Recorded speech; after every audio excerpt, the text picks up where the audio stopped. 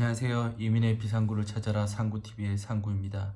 오늘은 금요일입니다. 구독 버튼 한 번만 눌러주시면 상구TV가 크게 성장해서 여러분께 보답하도록 하겠습니다. 바로 영상 들어가도록 하겠습니다. 10월 21일 월요일 캐나다 43대 총선 결과가 나왔습니다. 이민을 준비하시는 분들이 많이 걱정을 했죠. 이번에 자유당이 아닌 보수당이 집권하면 어떻게 되나 많은 걱정을 하셨을 텐데요. 오늘은 다른 네이버나 이런 개인적인 유학원들에서 밝힌 내용이 아니고요. CIC라는 캐나다 앤 이미그레이션 시티즌이라는 공신력 있는 캐나다의 사이트가 있습니다. 그 사이트에 나온 내용만을 가지고 설명하도록 하고요.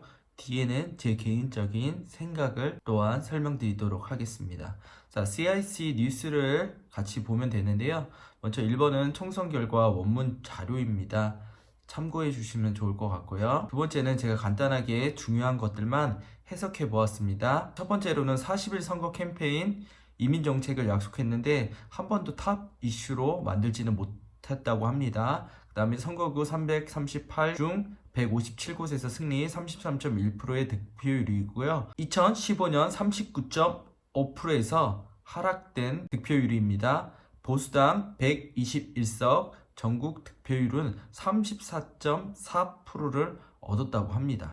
여기서 가장 핵심적으로 보셔야 되는 게 New People's Party of Canada라는 당이 있는데 이거는 반이민 정책을 펼치겠다. 강력하게 그 뉴질랜드 저희 노동당 따라했나 봐요. 노동당이 집권하니까 우리도 한번 반이민 이민자 확 줄여버리겠다. 날 지지해달라 했는데 뉴질랜드는 사실 됐잖아요. 노동당이. 어쨌든 연정을 통해서 됐는데 캐나다는 의석이 없대요. 한 표도 얻지 못했다는 거예요. 팩트를 봤을 때는 아직도 캐나다 같은 경우는 이민자에 대한 어떤 반감들이 다른 나라들보다 훨씬 적다. 캐나다에 있는 국민들이 있었으면 당연히 New People's Party of Canada에서 새로운 정당에서 득표가 됐겠죠. 근데 아직까지 득표가 되지 않는다는 거는 캐나다는 그래도 친이민 정책을 펼칠 거라는 생각이 듭니다. 자유당 이민 정책 원문 자료를 통해서 설명드리도록 하겠습니다. 해석 자료로 바로 넘어가면요.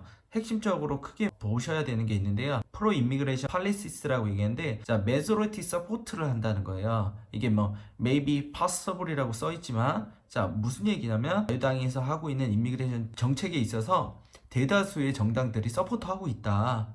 그래서 앞으로도 계속 친이민 정책은 계속 펼쳐질 거다 라고 얘기하고 있습니다. 그 다음에 2017년부터 2021년까지 35만 명 정도가 예상된대요. 자유당이 집권하고 나서부터. 그래서 이민자가 매년 3%씩 증가할 거라고 합니다. 그러니까 피크는 아무래도 2020년 그 다음에 2021년이 될 거라고 기대합니다. 그 다음에 60%의 이민자를 캐나다스 이코노미 클래스 이미그레이션 프로그램인데 기술 이민, 사업 이민이나 가족 초청 이민 이런 게 아니라 기술을 통해서 이민자를 받는 이코노미 클래스가 포커스가 된다고 합니다. 그래서 4번도 같은 얘기인데 하이 스킬드 피플을 필요로 한다고 얘기해요. 자유당에서. 왜 필요하냐? 그것은 어떻게 된다? 결국은 스트롱거 캐나다. 캐나다를 어떻게 강하게 만들 수 있다는 거죠. 이게 블로워커뿐만 아니라 전문적인 기술이 있으신 분, IT 쪽에서도 기술이 있을 수 있고 스트롱거 캐나다를 만들기 위해선 하이 스킬드 피플이 필요하다고 생각하는 거죠. 보수당 당수 앤드루 시얼이 내용을 잘 보시면 자, 비슷한데 커퍼레이션을 할 수 있다. 자유당이랑 앞으로도 지금 거의 비등하잖아요. 앤드루 시얼이 얘기하는 건 우리도 이민 정책이 필요한 걸 안다. 하지만 앤드루가 얘기하는 건 무엇이냐면 그 이민 정책을 너무 정치적으로 이용한다. 자유당에서 이것을 통해서 정치적으로 이용한다. 그거에 대해서 반감이 있다. 그것을 설명하고 있고요. 앞으로 이민 정책에 있어서 보수당과 자유당이 조금 더 커퍼레이션해서 정책을 펼칠 거라고 예상됩니다. 3번 캐나다가 친이민 정책을 펼치는 이유에 대해서 제가 간단하게 설명을 드릴게요. 지금 저희가 이민이 가능한 나라 뉴질랜드, 호주, 캐나다만 비교해서 설명드리겠습니다. 첫 번째는 뉴질랜드인데 뉴질랜드 같은 경우는 잘 보시면 서비스 부분은 비슷해요. 뉴질랜드는 71%, 호주 같은 경우는 79%, 80%죠. 그 다음에 캐나다 같은 경우도 70%가 됩니다. 그래서 산업을 하기 위해선 당연히 워킹홀리데이 비자들이 많이 있어 젊은이들이 와서 단순 반복적으로 일을 빨리 배워서 그 서비스 섹터에서 일할 수 있는 사람들을 사실은 많이 뽑고 있죠. 그래서 워킹홀리데이가 뉴질랜드, 호주, 캐나다에 있는 거고요. 스트리밍 그 높은 하이 스킬이 필요한 것은 무엇일까 하면 당연히 뉴질랜드가는 매니팩처리가 될 것 같고요. 호주 같은 경우는 컨스트럭션이랑 매니팩처리인데 이거 두 개 호주 같은 경우는 합쳐봤자 15%, 뉴질랜드는 12%뿐이 안 돼요. 캐나다는 인더스트리 파트가 거의 30%가 됩니다. 이 인더스트리 파트는 마찬가지로 뭐 전체적인 그 산업을 얘기하는데 당연히 뭐가 필요하겠어요? 사람들이 많이 필요로 합니다.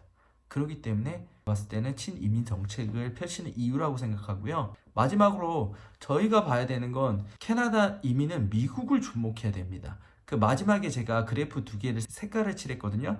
노란색이랑 빨간색으로 칠했는데 노란색이 2017년에 미국의 GDP고요. 빨간색이 2018년에 미국의 GDP입니다. 트럼프 정부가 쓴 2017년부터 어떻게 됐냐면 미국의 경제가 성장하고 있어요. 일자리들이 막 창출되고 있어요.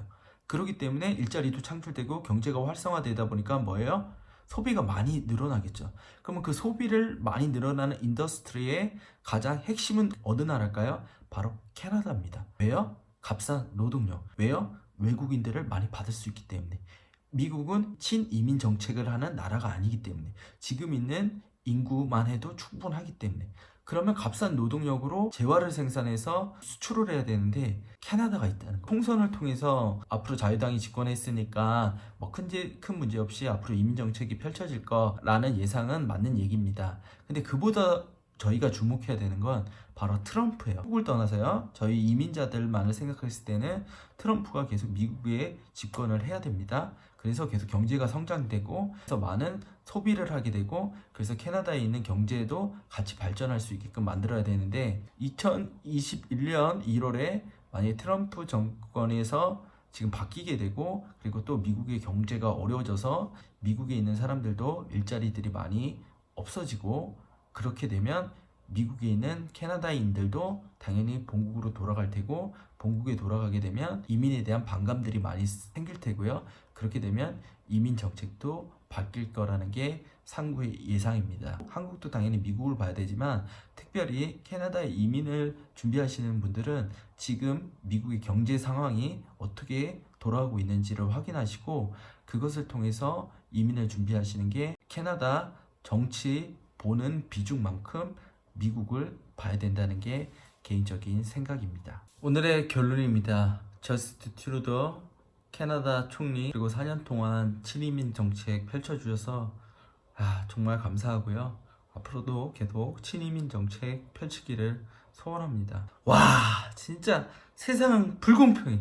저렇게 잘생겼는데 세상의 리더가 됐어. 캐나다의 총리야. 캐나다의 리더가 됐다는 거. 이제 그만 얘기한다고 했는데 다음 주 토요일 날 상구와 이민 가자 강남역 터미널에 오후 4시에 하게 되는데요. 이걸 준비하면서 채팅방에 직접 모임을 주선하는데 또 제가 돈 관리를 한다는 것 자체가 좋지 않아서 보기도 안 좋고 또 그런 것들이 또 비리도 많고 뭐 100원, 200원이라도 사실은 소중하잖아요. 그래서 제가 관리하기가 어려워서 그 채팅방에 혹시 이걸 관리해 주실 분이 있나요? 했더니 하다가 어쨌든 한 분이 지원했습니다. 제가 드리는 말씀은 캐나다 이민도 중요하고 위닝을 하는 것도 중요하지만 저랑 함께 이 매일 일 영상을 보시는 우리 구독자님들은 서빙에 포커스를 맞췄으면 좋겠어요. 어떤 일을 해도 이게 뭐 어차피 뭐 돈 버는 일도 아니고 사실 귀찮기만 하고 욕만 먹는 일 포지션이 많이 있을 때가 있는데 그래도 서빙을 한다면 저를 비롯한 형님 누님들이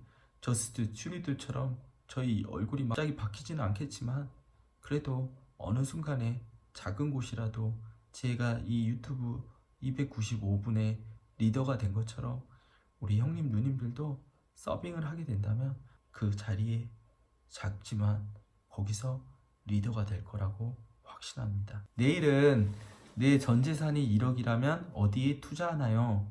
사업 실패 후 이민을 준비하시는 구독자님의 사연인데요. 저번 주에는 저도 제가 찍은 영상을 제가 한 번씩 꼭 보거든요. 그래서 어제도 3번 또 편집하고 잘못 안 된 게 있어서 또 삭제하고 다시 올리고 또 보고 또 삭제하고 다시 올리고 했는데요. 내일은 사업 실패 후 이민을 준비하시는 구독자님의 사연인데 좀 이 주제 자체가 좀 무거울 수 있어서 제가 조금 더 재밌게 좀 가볍게 이 문제를 좀 풀려고 합니다. 오해 없으시기 바랍니다.